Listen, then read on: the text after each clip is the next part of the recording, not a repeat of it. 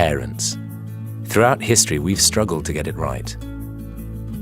We hope we won't pass on our emotional issues to our kids, and we swear we won't make the same mistakes our parents did. We all have great intentions, but something seems to get in the way. Let's look at what that might be. At Circle of Security Parenting, we believe that being emotionally available to our children and their needs is the key to doing our best as parents. We call emotional availability being with. It means teaching emotional intelligence by being with our children in all their feelings, like sadness, joy, anger, curiosity, pain, frustration, excitement, and so on. Being with children helps them understand, trust, and move on from feelings. And knowing someone is with them in their feelings helps children feel less overwhelmed and more secure. Decades of research backs this up. For parents, some of this comes easily, but other times our children express emotions that make us uncomfortable, so we pull away or try to overrule their feelings, which leaves them on their own. We do this because our children's feelings can trigger strong emotions in us.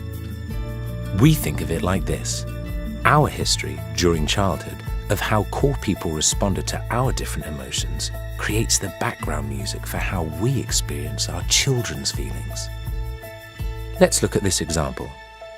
This girl and her father have been enjoying time together in the park, but suddenly aware of the time, Dad says, "We need to go."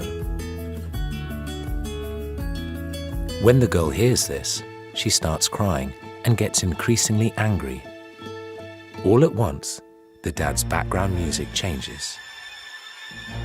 The background music that is playing for the father right now, we call shark music. As it turns out, the dad's own mother was uncomfortable with loud displays of emotion, and she didn't know how to handle them. So throughout his childhood, she repeatedly told her son it was pathetic to cry, and she never ever asked him about his feelings of sadness or anger. His ability to deal with his daughter's emotion now is greatly affected by the experience with his mother then.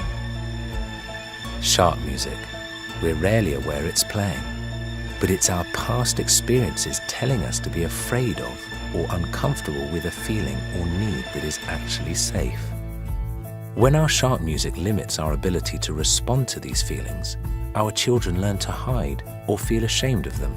This is a problem because we're teaching our children to fear emotions that are actually both safe and essential in life. Most of us experience shark music with one emotion or another, and it's different for everyone. But whenever it is triggered, our ability to respond to our children's needs is limited. The good news is, by simply calling it by name and reflecting on what our children need in the moment, we can turn down our shark music. This is so important because if we can learn to manage our history of negative experiences and perceptions, we can respond to the truth of our child's current situation and be with them in it. Ultimately, this will help our children grow up with a better ability to understand and share more of the emotions they experience.